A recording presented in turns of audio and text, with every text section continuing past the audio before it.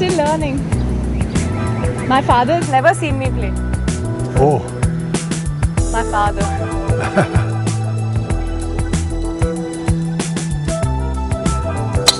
Very good, very nice. Middle of the fairway, very nice.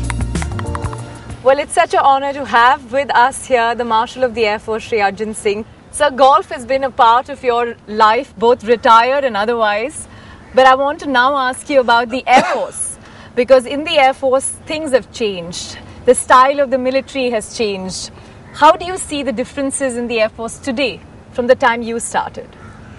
Well, basically, the service is still the same. They have to get used to better using more modern equipment, and the technical side has got to improve. But basically, our job is really learn how to fight in case India has to fight. Yes. And not only fight, but our job is to win. Otherwise, fighting is no good. You bring disgrace by losing, and you get certain amount of praise, I think, and you feel that you helped the country. So when you used to go for wars, was winning very important to you? All my life has been, even in school and college, to win. To be competitive.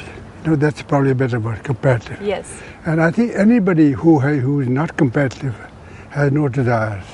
And anybody who is not competitive can't go forward.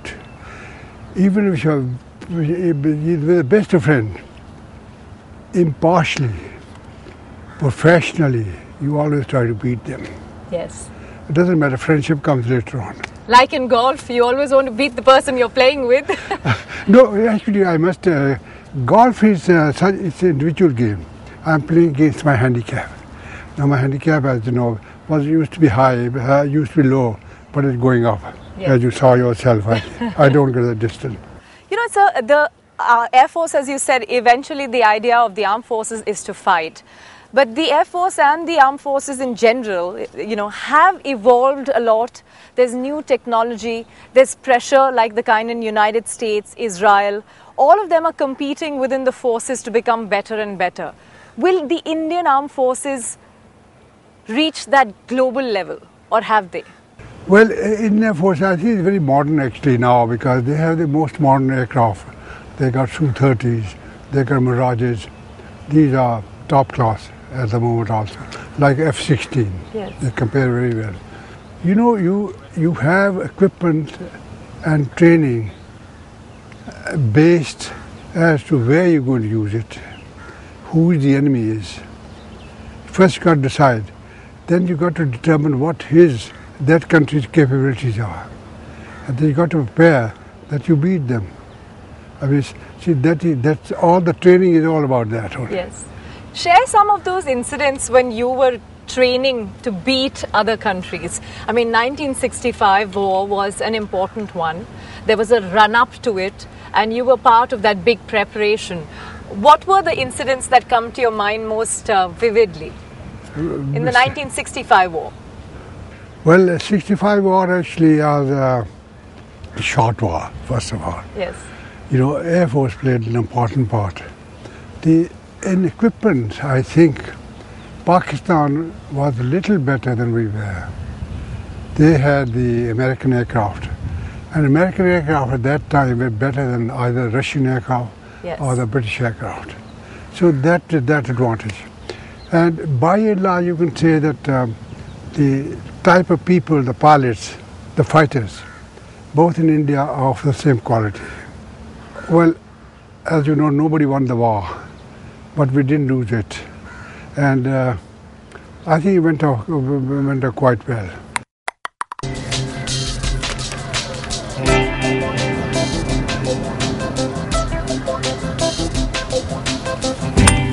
Shot. That is a lovely shot. Well, look, that's the best I can do. From a defense point of view, are we gearing up? I mean, the Indian Air Force, for example, still gets criticized because of the MiGs. The MiGs have crashed so often. Do you think that it's time for us to look at the next level of growth in the armed forces? I think MiG has got old now. Yeah. And it's like an old car, not not so reliable, in my opinion. Yes. Air Force won't agree. In the Defence Force, we've got our aim. And our aim is to protect our country, not to win any territory and so on.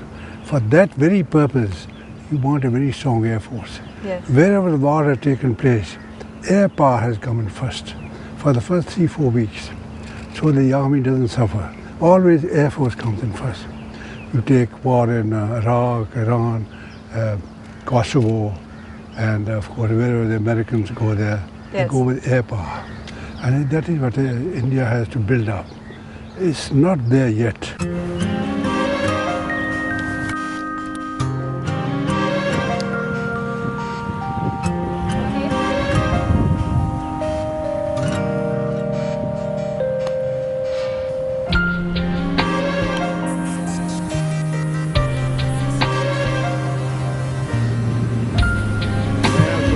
Good, sir, very good. So today the Armed Forces is looking at, or rather let me say hoping, that more and new talent will come into the Armed Forces. Not many people are motivated to join it. There are so many other opportunities, you know, entrepreneurship, management. What can the Air Force do to change that? Well, you know, first of all, I think armed forces have a little bit more danger than other jobs. So the parents also are very reluctant to send their children to this. The second thing is the conditions have been very poor. The pay condition, pension and so on, the condition of living, very poor in the armed forces. So you'd admit that we need to improve that? They improve now, but it's nowhere near what you can get in business. Number one, top people still go to business. Yeah. Always. See, other one come where, well, you look at the training, NDA, 2 years there, go to Air Force Academy, 2 years there, all the training and so on, you see. And so you feel like the talent has to be given a motivation, there has to be incentives? well, it's got to be, I think, they got to improve their conditional service. Conditional service means everything, you see, married accommodation of people, other facilities available in that. So at the moment, I think there's something lacking. Something lacking. So the well, people, in the end, I think people count what amount you get. And that is better, but not absolutely satisfactory. Everybody should be in the service impartial, be impartial, dealing with all the people under you, impartial. The drill that we're going to do today is a 4-step drill. Now, to go with the 4-step drill is basically something that will show you exactly how the swing moves in the correct sequence.